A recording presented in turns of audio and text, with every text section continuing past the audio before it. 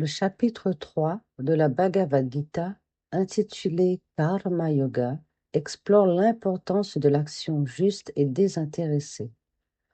Face à la décision d'Arjuna de ne pas se battre, de renoncer à la gloire et le succès pour se retirer dans la forêt et y mener une vie d'ermite, Krishna a développé toute une série d'arguments.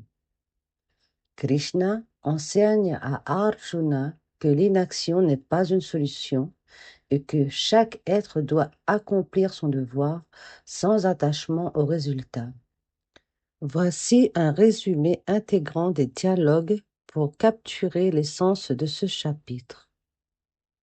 Arjuna, tourmenté par le doute, demande à Krishna: « Ô Krishna, si tu estimes que la connaissance est supérieure à l'action, pourquoi m'incites-tu à livrer bataille ?» Krishna répond en expliquant que dans le monde matériel, personne ne peut éviter l'action. Il existe deux voies. La voie de la connaissance, Jnana Yoga, et la voie de l'action, Karma Yoga. Pour les âmes engagées dans le monde, l'action désintéressée est essentielle. Aucun homme ne peut rester sans agir un seul instant. Même contre son gré, il est poussé à l'action par les gunas de la nature. Les gunas sont les trois forces ou qualités fondamentales qui régissent la nature. Prakriti, selon la philosophie indienne, du Shankya et de la Bhagavad Gita, est l'influence sur nos pensées, nos émotions et nos actions. Krishna insiste sur le fait qu'agir sans attachement aux fruits de l'action permet d'atteindre la réalisation spirituelle. Celui qui accomplit son devoir sans égoïsme, sans désir de récompense, celui-là est véritablement un yogi. Il prend l'exemple des grands sages et des dirigeants spirituels qui œuvrent pour le bien de tous.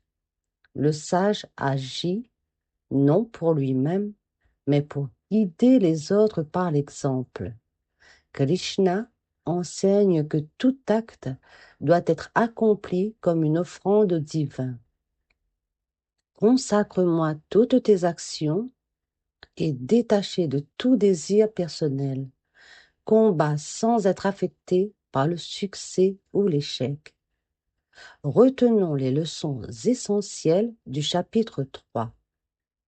L'inaction n'est pas une option.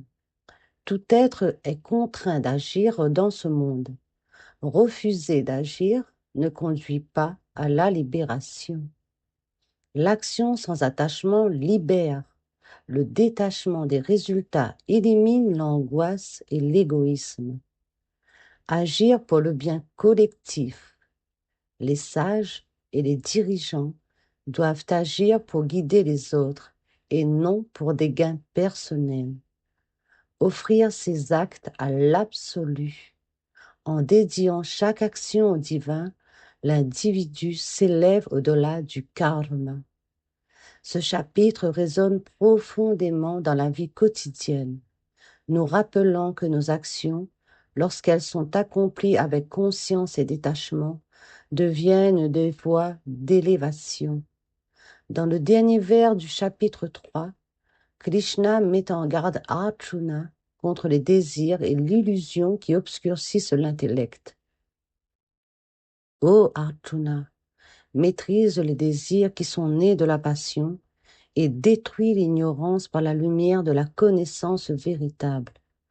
Cette invitation à dépasser l'illusion du monde matériel annonce les révélations du chapitre 4, où Krishna va dévoiler l'origine divine du yoga, le secret de l'action sans attachement et la puissance de la connaissance qui libère.